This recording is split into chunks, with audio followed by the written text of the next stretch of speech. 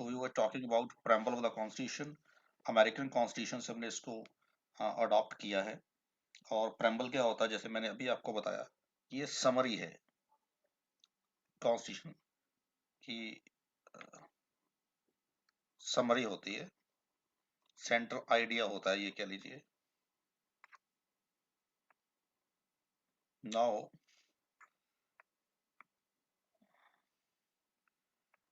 Preamble, जैसे मैंने पहले बताया, it is central idea, mirror of the constitution बोलते हैं, मिरर है कॉन्स्टिट्यूशन का, ये थीम है, और यू कैन से कि ये पूरे कॉन्स्टिट्यूशन की एसेंस है।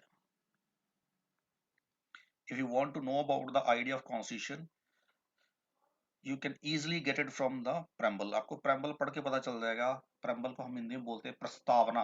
हर एनसीईआरटी बुक में कई बार पहले पेज पे प्रेम्बल दिया होता है, तो हमें पता चल जाता है कि इसके अंदर क्या है। यानी प्रेम्बल एक मिरर है, एक आइडिया है, एक ऐसा थीम है जिसको आप पहले पेज को पढ़ के आइडिया लगा लोगे कि हमारा जो संविधान है उसकी संरचना क्या है, उसकी कंस्ट्रक्शन क्या है, वो किस आधार, किस प्रिंसिपल्स पे खड़ा है, उसके आइडियाज क्या है, संविधान के नियम क्या है, वो पता चल जाएंगे आपको। अभी तक हमने एक ही बार संविधान को अमेंड किया है, 42nd अमेंडमेंट एक्ट पास किया था इंदिरा गांधी सरकार ने 1976 के टाइम में। इसमें फिर 3 वर्ड डाले गए थे, socialist, secular and integrity. These three words were added later in 1976.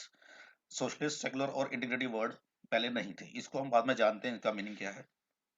तो टेक्स्ट प्रेम्बल में लिखा क्या है, प्रेम्बल में ये लाइन लिखी है, we the people of India having solemnly resolved to constitute India into a sovereign socialist secular democratic republic and to secure to all its citizens justice, social, economic, political, liberty of thought, expression, belief, faith, and worship, equality of status and of opportunity, and to promote among them all fraternity, assuring the dignity of the individual and the unity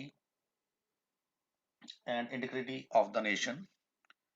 In our Constituent Assembly, this 26th day of November 949, do hereby adopt and enact and give to ourselves in this Constitution. इसमें लिखा है कि हम भारत के लोग, यानी यहाँ पे पीपल ऑफ इंडिया की बात हो रही है, यानी संविधान जो है वो किसने लिखा है, समझ लो पीपल ऑफ इंडिया ने लिखा है।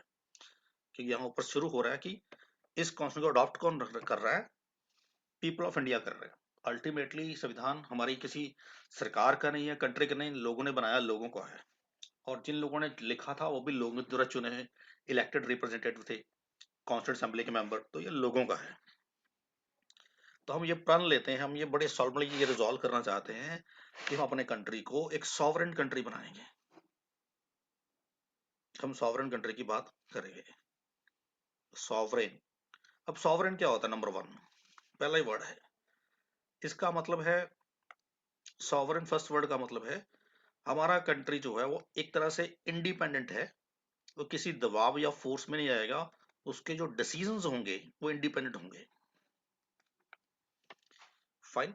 अगर कोई कंट्री किसी तरह के या हमारी सरकार किसी दबाव में आके झुक जाती है तो वो सॉवरेंटी वीक पड़ जाती है, उससे सॉवरेंटी के लॉस होते हैं। कई तरीके से सॉवरेंटी लॉस हो सकती है। मान लो आज इंडिया किसी फॉरेन कंट्री के दबाव में कोई फैसला ले लेता है तो फिर हम सॉवरेन कंट्री नहीं कहलाए जाएंगे।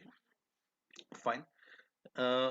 या हम किसी फियर से, डर से कोई फैसला ले लेते हैं, या कोई प्रेशर ग्रुप के डर से प्रेशर ले लेते हैं, या कोई वायलेंस से डर के हम ले लेते हैं, इसका मतलब हम सॉवरेन कंट्री नहीं है। हम क्या उग्रवाद से डर कर हम हथियार छोड़ दें और मांगे मान लें लोगों की, जो ऐसी उग्रवाद का या टेररिज्म का सहारा लेते हैं। एग्जाम्पल कश्मीर की एग्जाम्पल है, नॉर्थ ईस्ट की एग्जाम्पल है, और बहुत सारे एग्जाम्पल्स हैं, नक्सलाइट प्रॉब्लम्स हैं इंडिया में।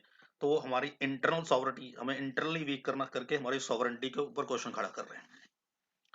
या हम किसी चाइना अमेरिका के डर में, पाकिस्तान के डर में हम कोई फैसला बदल लें, हमें अपना देखना है। फाइन। थोड़ी बहुत सॉवरेंटी लूज करनी पड़ती है हर कंट्री को, सारे करते हैं, हम भी करते हैं। वो हम तब लूज करते हैं जब हमारे कंट्री के बेनिफिट की बात हो। फाइन। हमारे बेटरमेंट की बात हो। तो आजकल एक नया कंसेप्ट भी आ गया, शेयर्ड सॉवरेंटी। आजकल हम बात कर रहे हैं शेयर्ड सॉवरेंटी की। शेयर्ड सॉवरेंटी का मतलब है कि कई बार मैं अकेला अपनी सॉवरेंटी नहीं लूज कर रहा, जिस कंट्री के साथ मैं सॉवरेंटी लूज कर रहा हूँ वो भी मेरे लिए अपनी सॉवरेंटी लूज कर रहा है। एग्जाम्पल, हम यूएनओ के मेंबर बने, फाइन, हम वर्ल्ड हेल्थ ऑर्गेनाइजेशन के मेंबर हैं, हम डब्ल्यूटीओ के मेंबर हैं, ऐसी संस्थाओं के हम मेंबर बनते हैं। तो वहां पर हम उनकी दबाव में आते हैं, वो इंटरनेशनल ऑर्गेनाइजेशन के, और उनके कहे हुए फैसले भी लेने पड़ते हैं। पर हम अकेले अकेले नहीं ले रहे, हमारे साथ में 150 कंट्री, 200 कंट्री, 20 कंट्री और ले रहे हैं, और सबने मिलकर डिसाइड किया है वो अपने कंट्री के वेलफेयर के लिए, बेटरमेंट के लिए, या इस वर्ल्ड के बेटरमेंट के लिए ले रहे हैं। जैसे हम क्लाइमेट चेंज है, हमने पेरिस एग्रीमेंट किया क्लाइमेट का 2016 में, इंडिया इसका सिग्नेटरी मेंबर, आज तो उसको हम लागू कर रहे हैं, फाइन, कि हम पोल्यूशन को कम करेंगे और 2 डिग्री टेम्परेचर जो है ग्लोबल वार्मिंग में जो बढ़ रहा है उसको रिड्यूस करने में हेल्प करेंगे। 2005 तक, 50 तक हमने 2 डिग्री जो है टेम्परेचर कम करना है। उसके लिए हमें हो सकता है बहुत सारे हार्ड डिसीजन लेने पड़े। हम इलेक्ट्रिक व्हीकल्स लेके आ रहे हैं, पोल्यूशन पे सख्ती कर रहे हैं, कार्बन मिशन को कंट्रोल करने की कोशिश कर रहे हैं। पंजाब में जैसे पराली जो जलाते हैं उसके लिए भी हम सख्ती कर रहे हैं। उसका कारण ये है कि हमें इस ग्लोबल वार्मिंग को, पोल्यूशन को ठीक करना है। जो जो है, दिवाली पे आजकल पटाखे या और फेस्टिवल्स पटाखे कोर्ट बैन कर रही फायर क्रैक्स को। तो इसका मेन कारण है कि हम अपने वचनबद्ध हैं, हम इलेक्ट्रिक व्हीकल्स लेके आ रहे हैं। तो ये शेयर्ड सॉवरेंटी हम अकेले नहीं कर रहे, और भी कंट्रीज हमारे साथ इसको कर रहे हैं। तो ये होती सॉवरेंटी, हम इंडिपेंडेंट है। तो कई देशों की सॉवरेंटी लूज पड़ जाती है, जैसे नेपाल अपनी सॉवरेंटी कई बार खोलता है चाइना के दबाव में, आजकल 3-4 सालों से। पाकिस्तान पहले अमेरिका के दबाव में था, आजकल चाइना के दबाव में, उनकी कोई सॉवरेंटी नहीं बची है, आपको पता ही है। इवन अमेरिका ने बिना पाकिस्तान को बताए उनके घर में घुस के ओसामा बिन लादेन को मार दिया, उनको पता भी नहीं चला। ये बहुत ही पुअर लेवल ऑफ सॉवरेंटी थी, उनकी सॉवरेंटी लूज कर गई थी, हम उनको जवाब भी नहीं दे पाए। दूसरा वर्ड है सोशलिस्ट। ये पहले नहीं था, मैंने पहले बताया आपको, ये 1976 में हमने 42nd अमेंडमेंट एक्ट से डाला है, फाइन, ये वर्ड। ये हमारे देश की सोशलिज्म, सोशलिस्ट माइंडसेट को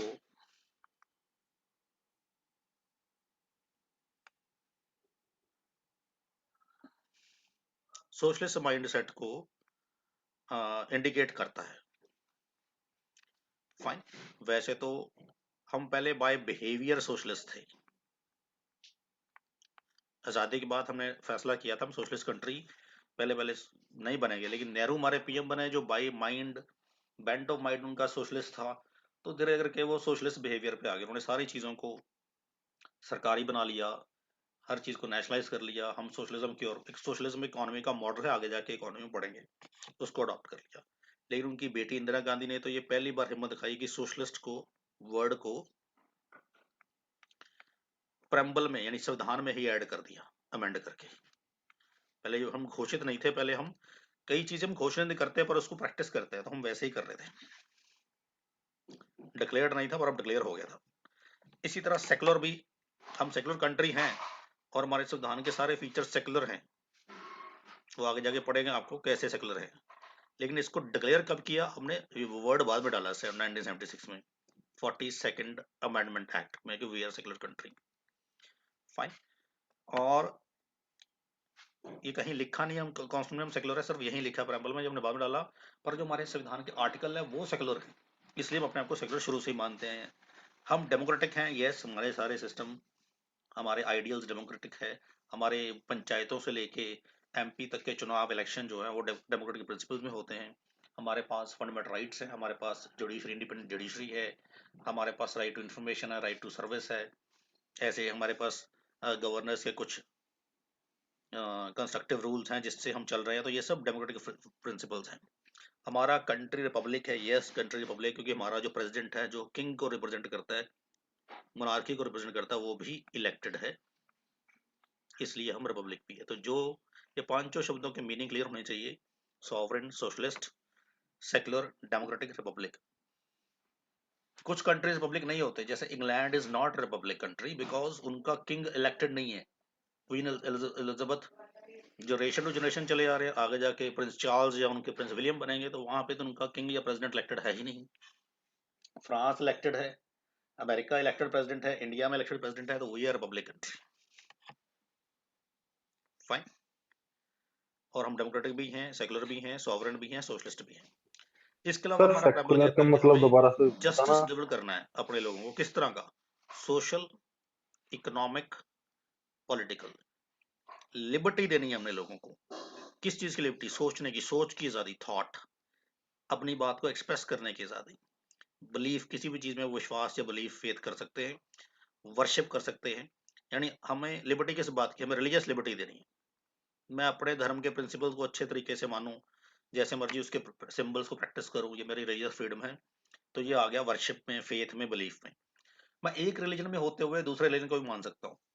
फाइन। जैसे कि मैं बीइंग ए वन रिलीजन, जैसे कि मीन्स मैं एक हिंदू होते हुए भी मुझे सिख धर्म में विश्वास हो सकता है। मैं गुरुद्वारे जाता हूँ, मैं वहाँ, या किसी सिख पर्सन को हिंदू प्रिंसिपल में विश्वास होता है, हालांकि वो अपना धर्म नहीं छोड़ रहा। या हम लोग अपने किसी भी धर्म में होते हुए हम चर्च भी चले जाते हैं। हम अपने धर्म में होते हैं, कोई लोग ब्यास राधा स्वामी सत्संग में जाते हैं, कभी कोई कहाँ जाता है। सबकी अपनी अपनी बिलीफ फेथ है। डजंट मीन कि उन्होंने अपना धर्म छोड़ दिया, अपने धर्म को नहीं मानते, क्योंकि सारे धर्म अच्छे हैं और हम दूसरे धर्मों में विश्वास कर सकते हैं। ये होता है फेथ, बिलीफ, वर्शिप। इसी में इनबिल्ट हमारे पास राइट है कि मैं अपना अपनी कॉन्शियसनेस में मैं I can convert myself to another religion.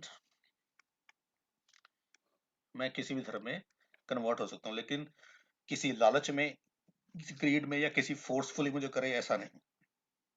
अपनी कॉन्शियसनेस से, अपनी अंतरात्मा की आवाज सुन के मैं किसी धर्म में जा सकता हूँ। ये भी मुझे पूरा फंडामेंटल राइट है रिलीजियस राइट में।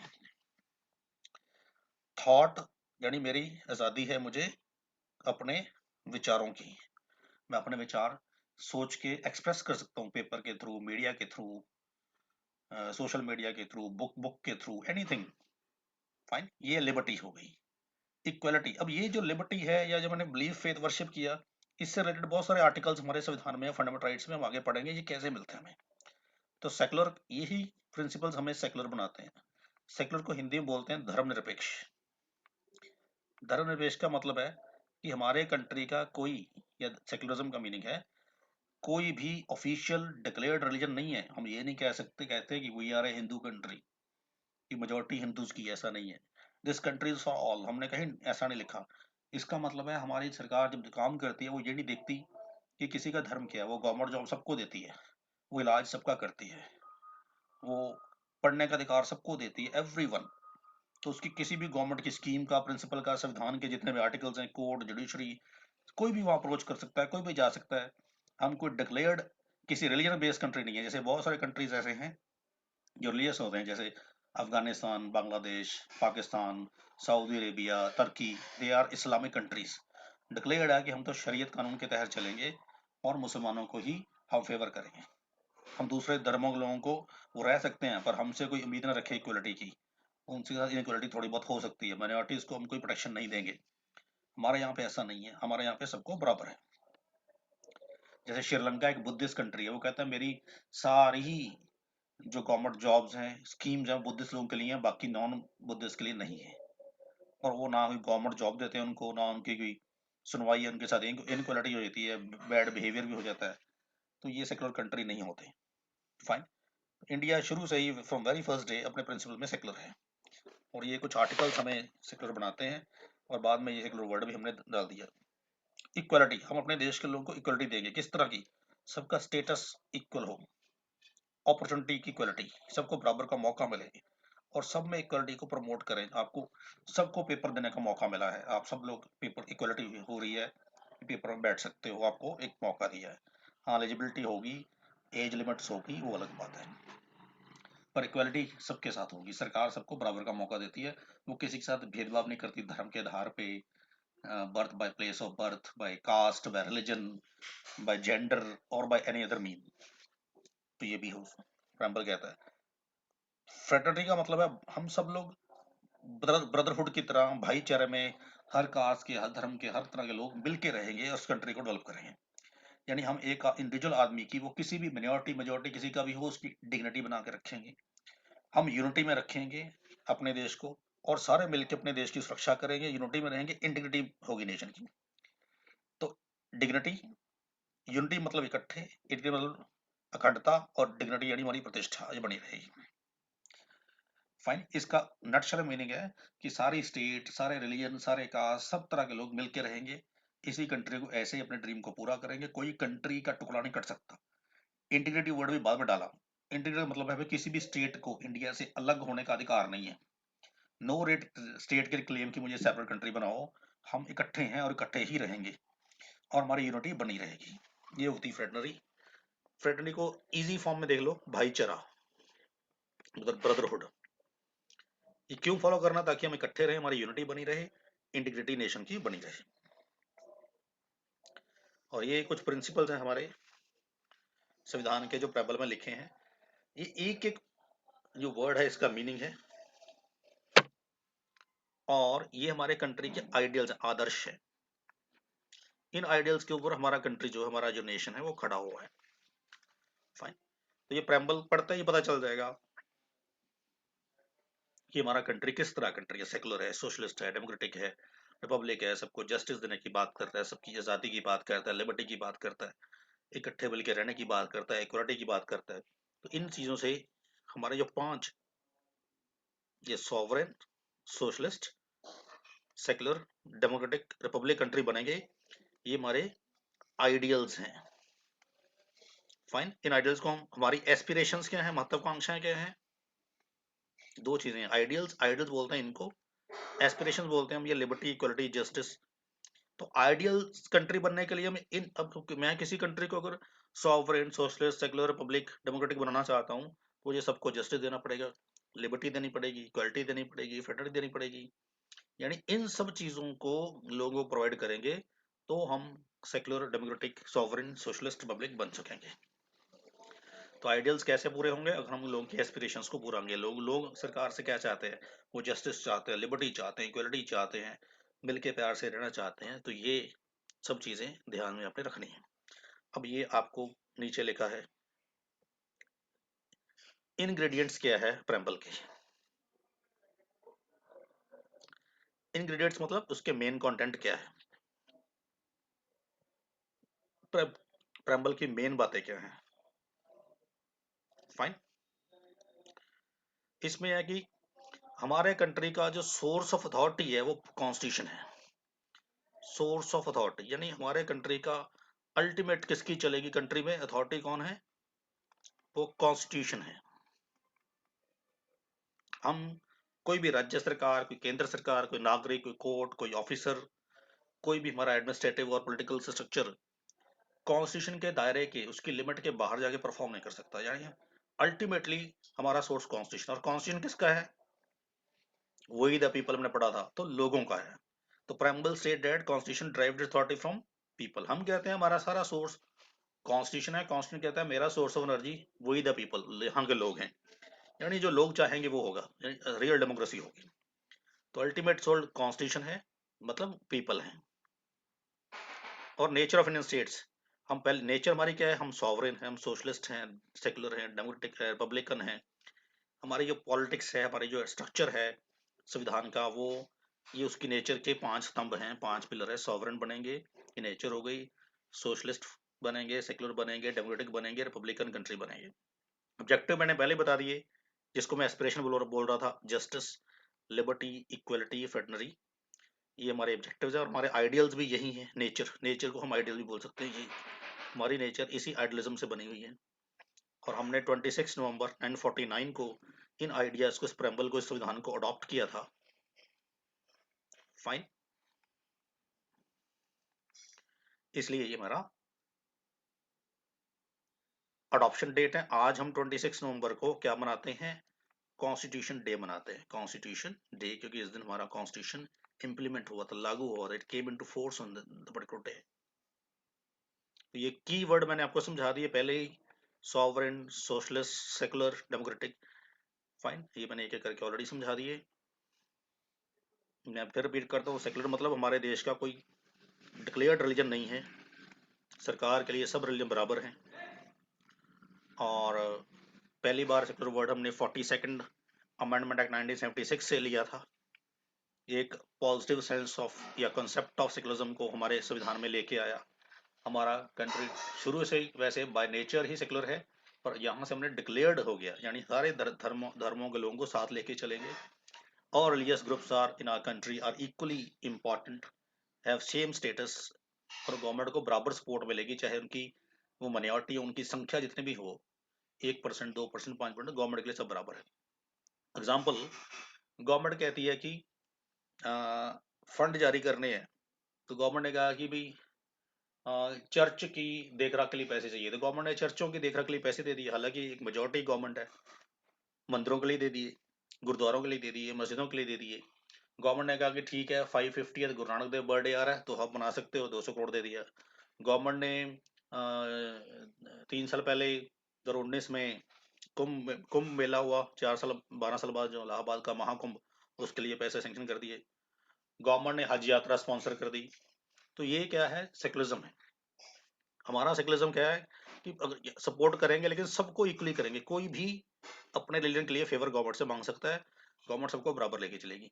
अमेरिकन कॉन्स्टिट्यूशन भी सेकुलर है, पर वो कहता है कि मैं धर्म से किसी तरह के धर्म में आऊंगा ही नहीं, हम किसी को कोई धर्म के लिए पैसे नहीं देंगे, वो धर्म संस्थाएं अपना खुद देखें, ना हम क्रिश्चियनिटी को देंगे, ना सिखिज्म को, हिंदुज्म को, इस्लाम को, किसी को भी नहीं देंगे। वो भी सेकुलरिज्म है। या तो हम किसी धर्म के साथ डील नहीं करेंगे, वो भी सेकुलरिज्म है, या अगर डील करेंगे तो सबसे तो बराबर करेंगे, ये भी सेकुलरिज्म है। हमारा जो कॉन्स्टिट्यूशन है वो सेकंड वाला है, हम सबके साथ बराबर डील करते हैं। इसलिए हमारे यहाँ पे धर्म के नाम पे पॉलिटिक्स भी चलती है, क्योंकि गवर्नमेंट बीच में इंटरफेयर करती है। अगर आज हम अमेरिकन मॉडल पर लाएं कि हम धर्म में इंटरफेयर नहीं करेंगे, तो रिलीजियस पॉलिटिक्स ही बंद हो जाएगी। फाइन, तो सेकुलर का वर्ड मीनिंग समझ लीजिए। डेमोक्रेटिक मतलब हमारा जो सारा सिस्टम, सुप्रीम पावर लोग हैं, और लोग ही चुनते हैं अपने नुमाइंदे, उनसे ही वो संविधान के भी करता दाता वही माने जाते हैं। तो हम ब्रॉडर सेंस में डेमोक्रेटिक हैं। हमें आज हमारे पंचायतों से लेके, काउंसिलर से लेके, एमएलए एमपी से लेके, सब जो इलेक्टेड लोग हैं हमारे रिप्रेजेंटेटिव। फाइन, हमारे पास अभी ओनली पॉलिटिकल डेमोक्रेसी है, हम पॉलिटिकल लेवल तो बहुत डेमोक्रेटिक हैं, लेकिन अब सोशल और इकोनॉमिक डेमोक्रेसी इंडिया में अभी भी नहीं है, वो धीरे धीरे करके आ रही है, पर अभी भी नहीं है। रिपब्लिक मतलब हमारे कंट्री का हेड जो है, स्टेट ऑफ, जो हेड ऑफ द स्टेट है, जो प्रेसिडेंट है, वो इलेक्टेड हेड है, वो चुना गया है। राजा, हमारा राजा भी प्रेसिडेंट राजाओं की तरह रहता है। प्रेसिडेंट की सीट ही राजे महाराजाओं को, मोनार्की को रिप्रेजेंट करती है, पर मोनार्की तो हमेशा हेरिटरी होती है, वंशवादी होती है, पर हमने उसको भी इलेक्टेड चुना, इलेक्टेड रखा है। इसका मतलब हमारा जो प्रेसिडेंट है वो भी इलेक्टेड है, तो इसलिए हम रिपब्लिक कंट्री है। सोशलिज्म और सॉवरेंटी मैंने बता ही दी है, इसमें कोई डाउट हो तो बता दीजिए, हम दोबारा उसको समझ लेंगे, फिर आगे बढ़ेंगे। हमने प्रेम्बल का स्ट्रक्चर पढ़ा है। फाइन, थोड़ा सोशलिज्म को देखते हैं, और कोई डाउट ना रहे। सोशलिस्ट हम डिक्लेयर्ड सोशलिस्ट तो हम 1976 में बने, जब 42nd अमेंडमेंट से सोशलिस्ट वर्ड डाला गया, पर हमारे कॉन्स्टिट्यूशन में बहुत सारे प्रिंसिपल या कंटेंट ऑलरेडी सोशलिस्ट थे। हमारे directive principle of state policy, DPSPs, अभी आगे जाके हम पढ़ने वाले हैं, उसमें कई सोशलिस्ट प्रिंसिपल हैं जो हमारे कंट्री को सोशलिस्ट बनाते हैं। फाइन, और इंडिया जो है वो सोशलिज्म के, डेमोक्रेटिक सोशलिज्म फॉलो करता है। दो तरह, कई तरह का सोशलिज्म होता है, उनमें एक है democratic socialism. India follows democratic socialism, not communistic socialism. एक है चाइना वाला, रशिया वाला कॉन्सेप्ट, उसको हम कम्युनिस्टिक सोशलिज्म बोलते हैं, वो हमारे कंट्री में नहीं फॉलो होता। फाइन, आमतौर पर कम्युनिस्टिक सोशलिज्म क्या होता है, कम्युनिस्टिक सोशलिज्म में इलेक्शन नहीं होते, डेमोक्रेसी नहीं होती। जैसे चाइना में एक ही पार्टी है, उसी की सरकार है, वो लोगों का भला तो कर रही है, पर वहां पर डेमोक्रेसी नहीं है, एक ही पार्टी को वोट देना कंपलसरी है, वहां पे सब कुछ सरकार के कंट्रोल में, इवन प्रेस भी फ्री नहीं है।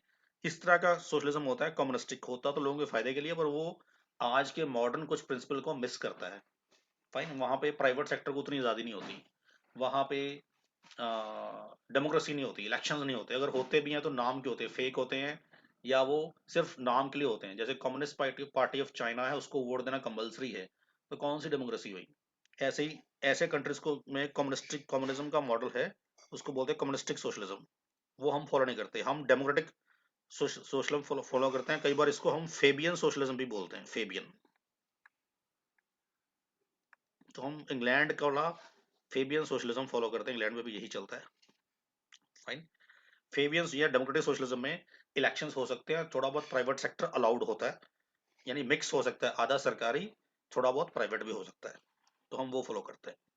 सोशलिज्म का मीनिंग होता है अमीरी गरीबी के फर्क को दूर करना, सारे सरकार ज़्यादातर मेजोरिटी चीज़ों पे अपना प्रोडक्शन पे कंट्रोल रखे। आज बैंक बहुत सारे सरकारी हैं, बहुत सारी संस्थाएं सरकारी हैं, प्राइवेट उसके पैर खड़ी की हैं, पर हमने सरकारी बहुत सारी बंद भी नहीं की हैं। लेकिन आप अमेरिका में जाओगे या ऐसे कैपिटलिस्ट कंट्री में जाओगे जहाँ पे सिर्फ 5-7 चीज़ें ही गवर्नमेंट के कंट्रोल में, बाकी सब प्राइवेट है, तो वो होता है कैपिटलिज्म। वहीं आप रशिया चाइना में जाओगे, नॉर्थ कोरिया में, क्यूबा में, वहाँ पे सब कुछ सरकारी या प्राइवेट सेक्टर का बहुत कम रोल है। वो होता है कम्युनिस्टिक सोशलिज्म, जहाँ पे कोई डेमोक्रेसी नहीं है, एक ही किंग या रूलर बन जाता है, 20-20 30 साल वही रूल करता है। लेकिन हमने दोनों के अच्छे अच्छे लिए प्रिंसिपल लिए, कैपिटलिस्ट के कुछ प्रिंसिपल लिए, कम्युनिस्टिक सोशलिज्म के जो अच्छे प्रिंसिपल दिए थे, हमने मिक्स करके डेमोक्रेटिक या फेबियन सोशलिज्म फॉलो कर रहे हैं, जो इंग्लैंड भी करता है। इसको हम इकोनॉमिक्स में और भी अच्छे से जानेंगे। फाइन। तो हमारे यहाँ पे मिक्स्ड इकोनॉमी का मॉडल है, यानी आधा प्राइवेट आधा सरकारी, यानी पब्लिक प्लस प्राइवेट, दोनों जब मिल के काम करते हैं उसको मिक्स्ड इकोनॉमी बोलते हैं। तो इंडिया में मिक्स्ड इकोनॉमी फेबियन सोशलिज्म या डेमोक्रेटिक सोशलिज्म की एग्जांपल है, यानी public and private sector both coexist side by side, इकट्ठे। जैसे इंडिया में एसबीआई भी मिल जाएगा, साथ में एचडीएफसी भी है, एलआईसी भी है, तो बुपा अवीवा मैक्स लाइफ के इंश्योरेंस भी हैं। फाइन। पोस्ट ऑफिस भी मिल जाएंगे, प्राइवेट कुरियर भी मिल जाएगी, तो ये मिक्स्ड है। आपको ट्रेन भी मिल जाएगी और प्राइवेट बस भी मिल जाएगी, सरकारी बस भी मिलेगी, प्राइवेट बस भी मिलेगी। तो हमारे पास ये जो स्ट्रक्चर है, ये मिक्स्ड इकोनॉमी है, ये फेबियन या डेमोक्रेटिक सोशलिज्म है, जिसको हम फॉलो करते हैं। फाइन। तो ये हमने सारी चीज़ों को समझा है। इस इन चीज़ों को समझना बड़ा मुश्किल होता है, पर थोड़ा सा अगर एक बार समझ लेंगे तो आपको पॉलिटिक्स समझनी बहुत आसान हो जाएगी, बड़े अच्छे से आप इसको समझ लेंगे। तो मैंने ये सब चीज़ें आपको ऑलरेडी समझा दी, जस्टिस, लिबर्टी, इक्वलिटी, फ्रेटर्निटी, ये टर्म्स मैंने समझा दी हैं। इसमें अगर आपको कोई डाउट है तो प्लीज़ पूछ लीजिए, एनी डाउट। तो ये हमारा एक चैप्टर पूरा प्रेम्बल वाला खत्म हो गया। अब क्वेश्चन यह कि क्या प्रेम्बल जो है, इज इट अमेंडेबल या is it A part of constitution? क्या प्रेम्बल कॉन्स्टिट्यूशन का पार्ट है? इस पे अभी तक 2 केस हुए हैं, एक रे बेरुबारी केस है, संविधान जब लागू हुआ उसके कुछ देर बाद ही आया, और एक केशवानंदा भारती केस है 1973 का। एक केस में सुप्रीम कोर्ट ने कहा कि preamble is not the part of constitution और आप इसको अमेंड नहीं कर सकते क्योंकि ये पार्ट ही नहीं है। पर एक केस में इसने बाद में कहा कि yes it is a part of constitution, Kesavananda Bharati case में आप इसको अमेंड कर सकते हो। जब गवर्नमेंट ने कहा कि अमेंड कर सकते हो, उसके बाद 1976 में हमने इसको अमेंड किया गवर्नमेंट ने, और सोशलिस्ट, सेकुलर और इंटीग्रिटी 3 वर्ड मैंने बताया अभी डाल दिए 42nd अमेंडमेंट एक्ट से। फाइन। तो इस केस, दोनों केसेस को थोड़ा और डिटेल में डिस्कस करेंगे अगली क्लास में, आज इतना ही करेंगे। और थोड़ा नेटवर्क इशू है तो लंबी क्लास नहीं कर पा रहे।